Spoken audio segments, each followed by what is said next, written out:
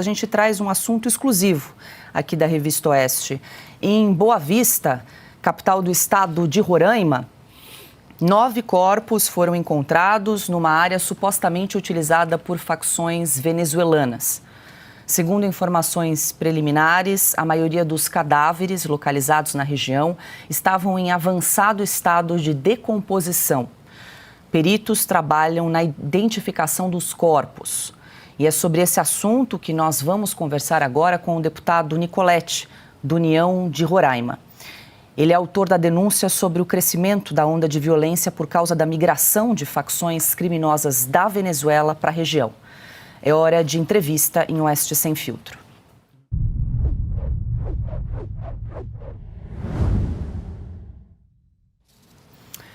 Deputado, muito boa noite. Obrigada pela entrevista. Seja bem-vindo em Oeste Sem Filtro. Boa noite, Paula. Boa noite a todos os comentaristas. Deputado, eu queria começar nossa conversa. O senhor denunciou, inclusive nas redes sociais, o aumento da violência em Roraima, em razão aí da migração de venezuelanos, muitos integrantes de facções criminosas. Queria que o senhor contasse para a gente rapidamente há quanto tempo isso ocorre, como é a rotina da população aí no estado desde que essas facções passaram aí a migrar para o estado e quais são as áreas mais afetadas, as cidades mais afetadas por essa onda de violência. Então, é importante que a gente possa relembrar um pouquinho a história dessa imigração desenfreada. No ano de 2017, essa imigração começou a ocorrer pela nossa fronteira. Nós temos uma fronteira seca, o município de Pacaraima, o norte de Roraima, faz fronteira com o município de Santa Helena de Uairém, da Venezuela. Então, essa migração ela começou depois da crise do petróleo. As pessoas entraram no Brasil, aqui foram ficando. Naquele momento, 2018, foi o ápice da imigração desenfreada. Nós tivemos ali o Exército Brasileiro para coordenar e acolher esses imigrantes, mas o grande problema sempre foi a questão de uma lei de imigração fraca que nós temos no nosso país. Então eles adentravam a fronteira sem documentação nenhuma, muitas vezes, como refugiados, eram tratados assim como tal, e nós sempre acolhendo eles sem saber dos antecedentes criminais, sem exigir um cartão de vacina. E saíram portarias do Ministério da Justiça, junto ao CONARE também, para que pudesse facilitar a permanência temporária desses imigrantes dentro do nosso estado. A partir de então, já começaram a vir quem? Aqueles fugitivos, aqueles que foram liberados de presídios, porque à época não tinha nem comida dentro da Venezuela, o caos estava instalado, sem produção de alimento nenhum. Eles vieram ao Brasil livremente, muitos membros de facções, e foram se instalando principalmente na capital Boa Vista. Nós temos o Exército hoje fazendo acolhimento, fazendo interiorização, que é mandando alguns venezuelanos que são habilitados em diversas áreas para fora de Boa Vista. Então, o que fica em Boa Vista para a gente, infelizmente, é aquele final de linha. Então, essas facções, principalmente Trem da Arágua, que é uma facção aí conhecida, vários países da América Latina, próprios Estados Unidos, pela forma meio que terrorista que ela pratica, a questão de extorsão, exploração sexual, contrabando de ouro, de armamento, e também a questão de esquartejamento de pessoas. Por isso a gente encontrou essa cena deplorável aí, que seria um cemitério clandestino dentro da capital Boa Vista, num bairro que é do lado da onde a gente tem a triagem, onde fica a Polícia Federal, onde fica a triagem da missão acolhida, que é o Exército Brasileiro, poucos metros dali, um cemitério clandestino. Então essa facção ela está também com outras facções brasileiras, com o PCC, com o Comando Vermelho, e, infelizmente, a segurança pública está incontrolável, nessa fronteira seca que nós temos junto à Venezuela. Por deficiência, claro, do governo federal, com pouco efetivo. Para vocês terem uma ideia, nós não temos nenhum posto da Polícia Rodoviária Federal, e eu sou policial rodoviário federal, já trabalhei na fronteira em missão, mas nós não temos um posto de fiscalização lá. Polícia Federal tem um posto de fiscalização com pouquíssimos agentes na fronteira, então a gente não tem uma fiscalização constante nessa rodovia que liga a Venezuela até a capital Boa Vista e aí partindo para Manaus e para o resto do país. Deputado, deixa eu abrir aqui para perguntas dos nossos colegas de bancada. Augusto Nunes. Deputado, boa noite, é um prazer entrevistá-lo. Eu queria perguntar o seguinte, o senhor se referiu a um grupo ainda desconhecido aqui no Sul, que é o Trem de Arágua, é isso? Isso, Trem da Arágua. Existem outros grupos também envolvidos nesse caso e mais conhecidos como PCC e tal, ou é só Trem de Aragua que age nessa situação? Acho que perdemos a conexão. Não, voltou agora. Voltou a O senhor me conexão, ouviu, deputado? deputado? Repete a pergunta, Augusto, acho que Voltou é a melhor. conexão? Eu queria saber se, além do Trem de Aragua, há outras facções maiores, como o PCC, por exemplo, envolvidas nesse episódio.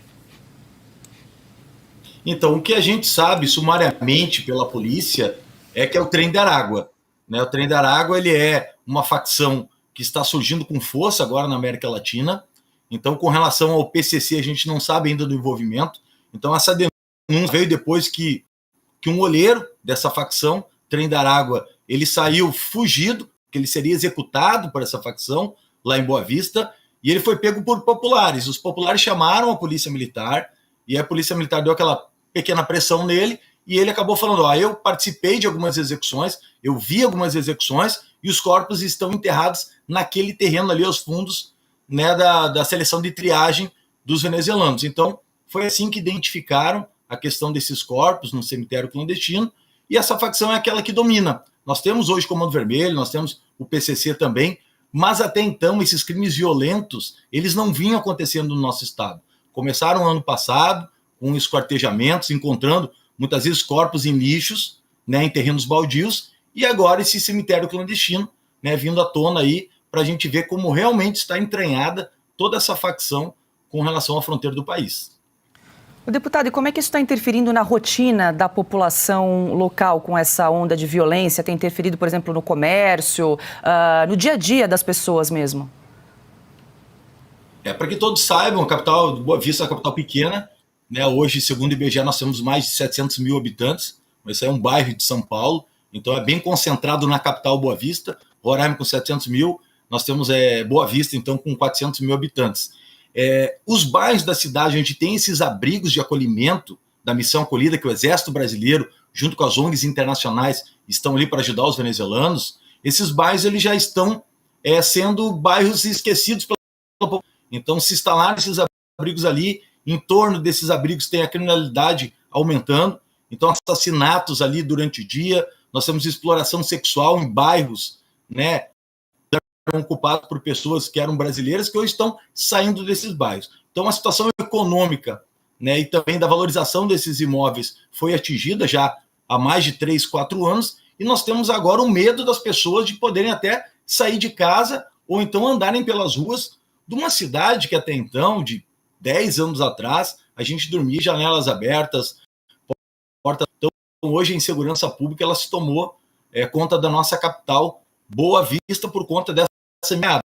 Apesar de ter uma polícia militar que faz muito bem o seu trabalho, nós temos uma polícia rodoviária federal e polícia federal que tentam fazer o seu trabalho, mas é insuficiente. Nós não temos número de policiais suficiente, temos inteligência integrada para poder dar conta, principalmente dessa facção que está dominando os bairros da capital Boa Vista. Rodrigo Constantino. Boa noite, deputado, bem-vindo. Veja, na última eleição presidencial, 14 dos 15 municípios de Roraima deram vitória a Jair Bolsonaro, que teve 76% dos votos no estado. Né? Eu pergunto ao senhor, deputado, como que a relação que o nosso governo federal atual mantém com o ditador Nicolás Maduro, como que isso afeta a possibilidade de combater isso, ou não tem nada a ver, ou a população sente que existe uma vista grossa, até mesmo uma certa negligência por parte do governo federal, porque é, de alguma forma, companheiro do ditador venezuelano? Infelizmente, o que a gente vê hoje é uma parceria, né, do Lula com o Maduro. Então, o Maduro veio 2 vezes para o Brasil, e nenhuma das oportunidades ele falou sobre a questão da crise migratória. Então, ele não cuida dos seus. Né? Chegar no Brasil, querer saber como estavam sendo tratados os irmãos venezuelanos, ele não quis saber. Então, isso aí realmente a população é uma população conservadora no nosso estado, apesar de que no início foi bem difícil essa vinda dos venezuelanos para a população entender. A gente sabe, trata com respeito os venezuelanos, mas infelizmente hoje a carga é muito grande em cima do brasileiro e quem vive principalmente em Boa Vista e também lá em Pacaraima, que faz divisa. Pra vocês terem uma ideia, hoje, de 10 partos que são realizados no estado, 7 são de mães venezuelanas. As UBSs, cada atendimento que nós temos lá, durante o dia, por exemplo, tem 40 atendimentos, 25 a 30 são de venezuelanos. Nós temos o BPC, que houve até uma fraude apurada pela Polícia Federal, com pessoas que já ganham CPF na entrada no Brasil, que já estão cadastradas no BPC, no Bolsa Família. Então acaba que a vida do brasileiro tem se tornado cada vez mais difícil. E é sim o Estado conservador, que realmente deu 76% para o presidente Bolsonaro e que não entende esse desgoverno, não dá atenção para o povo brasileiro, não dá um recurso a mais para o governo do Estado, não dá um recurso a mais para as prefeituras que precisam e que estão atendendo e não deixando de atender esses venezuelanos que estão em situação vulnerável. A gente entende a vulnerabilidade. Quando você entra no supermercado em Boa Vista hoje, 70% de quem trabalha da mão de obra é de venezuelanos. Você vai num restaurante, os garçons são venezuelanos, então eles estão invadindo o mercado de trabalho também. Então tudo isso é prejudicial e, infelizmente, com esse governo Lula, ninguém tem esperança que venha melhorar. Deputado, a pergunta agora é de Silvio Navarro. Deputado, boa noite. Vou colocar aqui alguns pontos. Primeiro, em relação à ossada, né? Em relação ao cemitério, que medidas foram tomadas? Eu sei que a Polícia Civil já investiga o caso, mas que medidas o senhor, inclusive como parlamentar, pode tomar? E estendo a pergunta sobre uma crise que acontece na fronteira neste momento, na fronteira Brasil-Venezuela. E uma vez que falamos de fronteira entre dois países, é um assunto para o Exército. Onde é que está o Exército?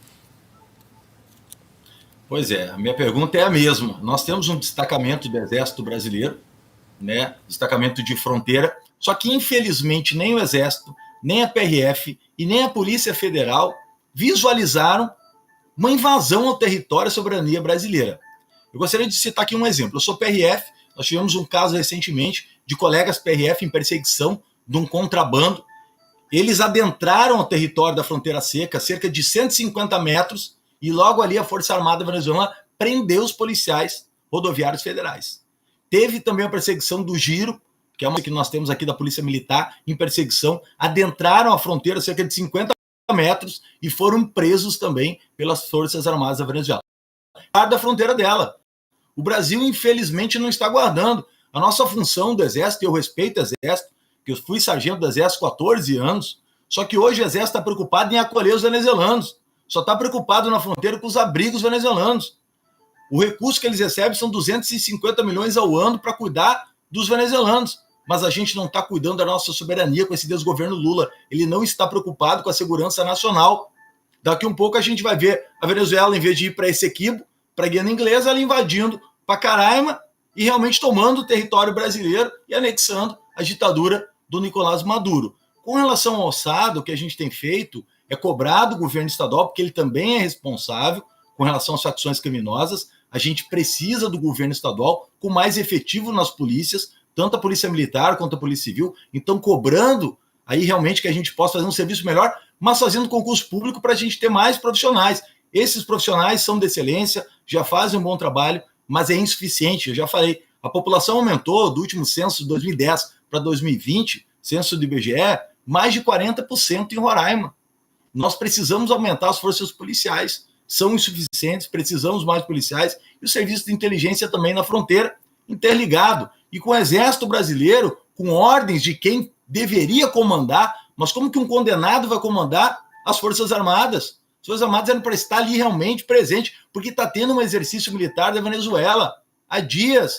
Era para o Exército estar atento em prontidão em toda a nossa fronteira. Mas essa camaradagem do ditador Maduro com o Lula proporciona essa amizade e entra na casa da mãe Joana e quer na nossa fronteira. Piotr, pergunta. Deputado, boa noite, obrigado por nos atender. Eu vou um pouco mais a fundo do que perguntou o Silvio aqui. Essa facção criminosa, há informações, há possibilidade de ser um grupo paramilitar ligado à ditadura de Maduro, porque daí a gente vai aumentar ainda mais a gravidade da invasão da soberania brasileira, ou seja, da quebra da soberania brasileira, e aí o tamanho da omissão do Exército ou de qualquer força federal de policiamento de fronteira fica ainda mais grave. Perfeito.